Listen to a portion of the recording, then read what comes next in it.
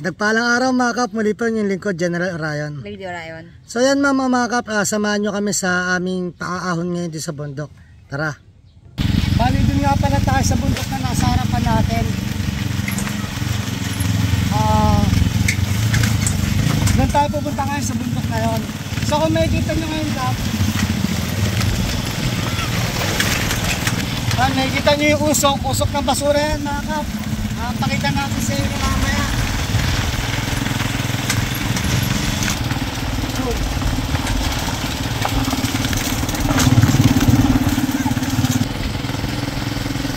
So ayan mga kap, nakikita nyo umuulan na doon banda at saka may big rainbow.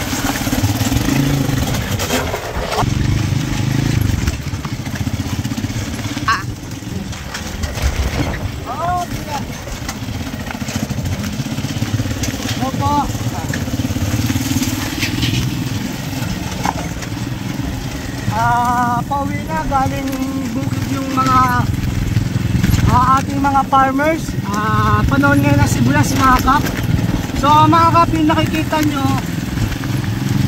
basura yan, mamaya lapitan natin. Imagine mo mga kap, bali ko yung usak na yan, malalahap natin, masama sa kalusugan.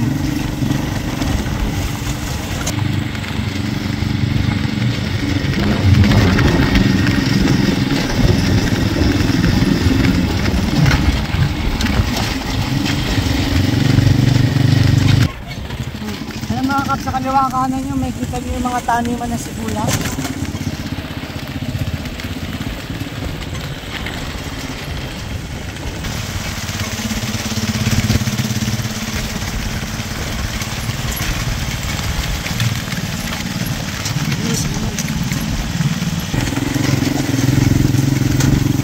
Okay, may kita nyo mga kap, dinadaanan namin tuwing pauwi kami ni Lady.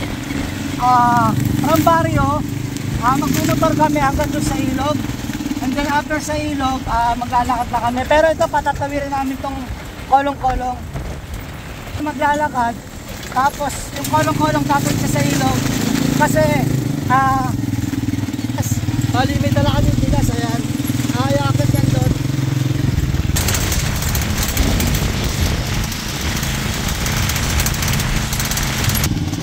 Ayan mga kap, balikin pupunta kayo sa akin. Ito masisilayan yung madadaanan nyo. Yung mga basura, kung may kita mo may nagtutumpukan doon, hihinto tayo mga kap, papakita ko sa inyo. Bali mga kap, pala tayo diretso. Kung may kita nyo, dito pa lang marami ng kalat ng basura. So doon may kita nyo, ayun yung sinusunog nila. So masama sa kalusugan at sa kalikasan. At may kita nyo dito yung nangangalakal. Yan. Ang mangyayari mga kap, bali malapit kasi siya sa ilog So kapag tumasuli yung ilog, asahan nyo lahat ng basura na yan is aagusin. Tara, punta tayo dun sa amin. Dali.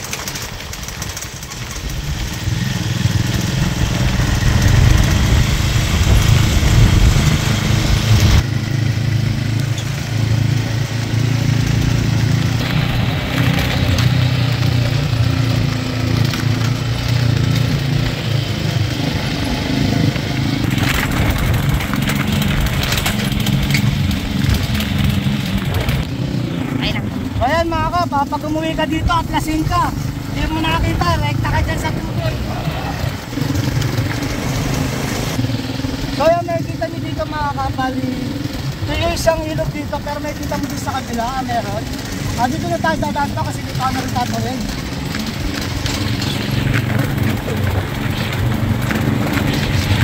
May tubig dati yan, so natin na rin dahil summer. Ako na.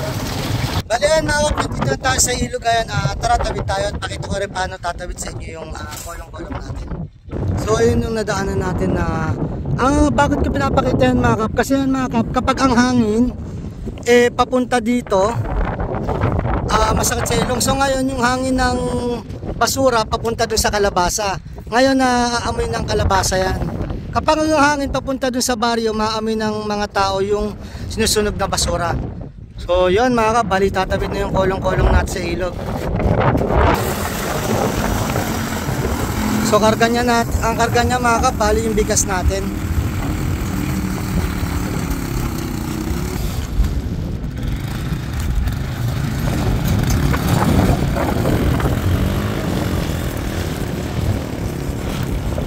So ayan mga kap, bali tumatawid siya ngayon.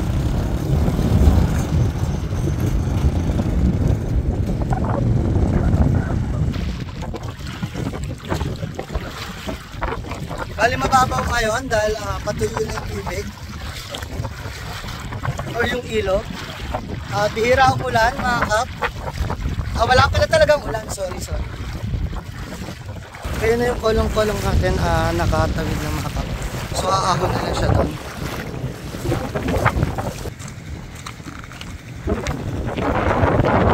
Nakita natin mga kapal na i-spray na rin sila na para sa mga tanim nila sibuyas.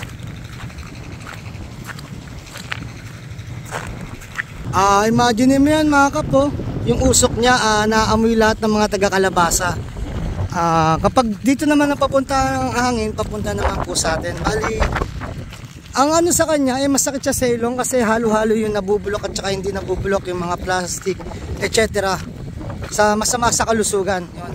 Ayun, kung sana magagawa ng paraan, gawa ng paraan kasi nga mga kap, yung mga basura na yon kapag tumaas tong ilog, asahan po natin lahat ng basura na yon mapupunta sa ibang barangay o sa ibang bayan.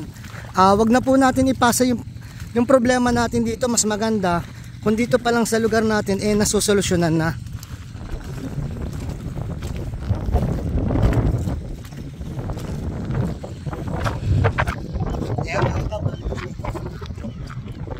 Hindi na siya mainit, maliwanag na lang dahil time check natin. Ano oras ba? 4:54, magpa-5 na mga kap, kaya hindi na ganun ka sakit yung init ng araw. So yun mga kap, bali aahon dun yung ano natin, kolong-kolong.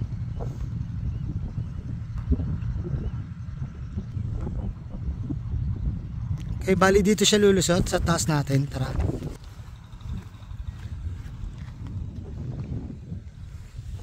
Andun siya, so may ginigilid lang siyang ano doon. Hose kasi para makadaan siya.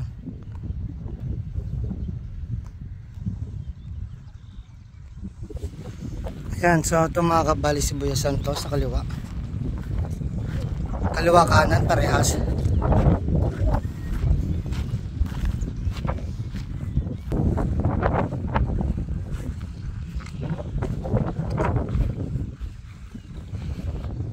Yan, so binalik niya pa mga kap yung ano, ginilid niya ang hose. Yan. Tara, bali dito tayo sa papasok dito sa loob mga kap.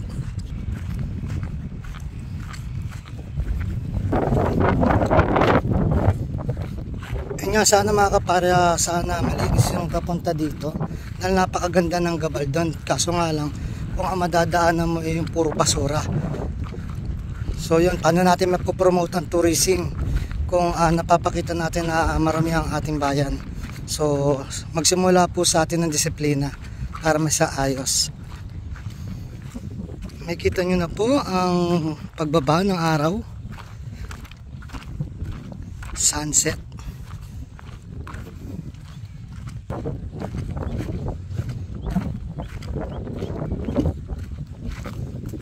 Ayan, wala na siya, malilim na. Kadalasan mga kap, mga ganitong oras nagkakape na tayo dun sa terrace habang pinagmamasdan natin yung paglubog ng araw. Bali, ito pa isang sibuyasan dito sa bago pumasok sa atin. Meron pang maraming nagsisibuyas dun sa taas mga kap.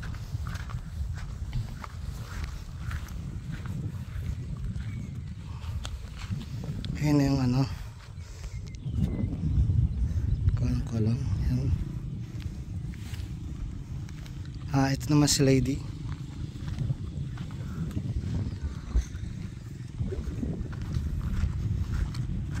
May kita nyo mga kap yung mga bigas natin nakaload. Tara sa loob. Bali dito mga kap, dalawa ang ginagawa niyang patubig. Yung isa dun sa kabila, and then ito naman yung isa yung iniipunan niya. Parang ginawa niyang dam. Yan. Para pag nagpatubig siya.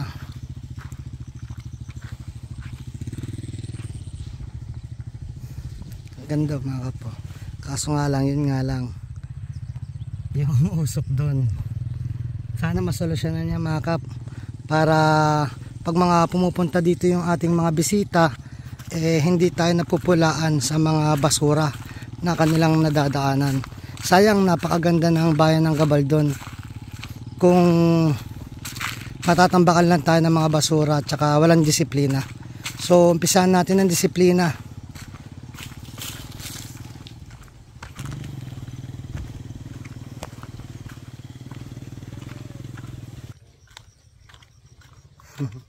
Ayun na isa mga kapo, kumukuha rin siya ng video.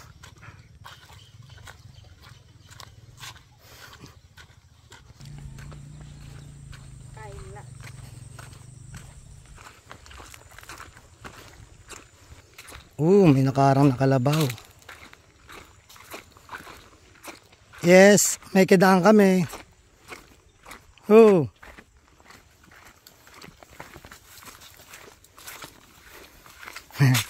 May kidaan kami. Upya.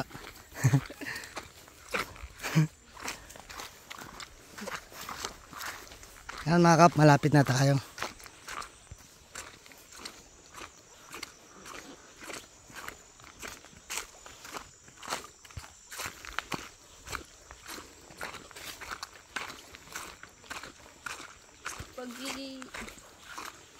Nas masalubong ng ating bubbles.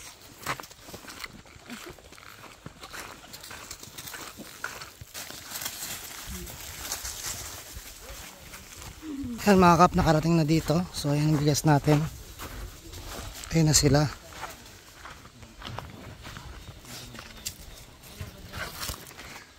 Panghapunan nila, nagluluto na sila.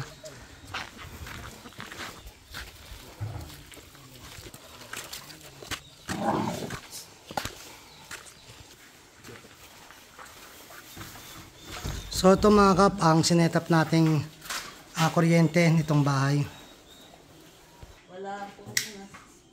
Yun, so may kuryente na dito mga kap. Yun. So mapapansin nyo mga kap, wala na yung mga tent, pinaligpit na natin. Kaya medyo maliwalas na dito. Ito yung isang season na madalas nagpapahuli. Yan. Okay, tara.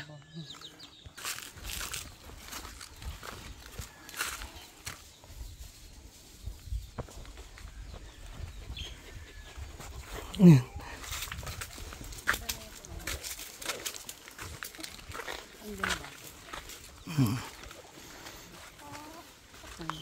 Ating mga alaga.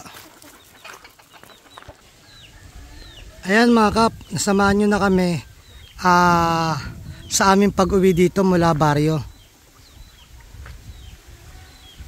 Muli po yung lingkod, General Orion. Lady Orion. Natos puso po nagpapasalamat sa inyo na walang sawang panonood sa aming mga video at aming mga live. Na sana po gabayan kayo ng Panginoon, sampunan yung mga pamilya, na sana pumingi tayo ng gabay sa Kanya, sa isip, sa salita at gawa, upang magampanan natin tungkulin natin dito sa mundong ibabaw, na naayon sa Kanyang mga gusto at mga kailingan. Muli po, maraming salamat. God bless.